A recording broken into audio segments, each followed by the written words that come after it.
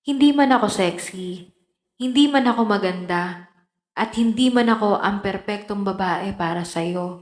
Pero, patatawanin kita pag hindi ka masaya. Bubuhatin kita pag nirayuma ka na. Okay, sarap isipin, kasama kang tumanda.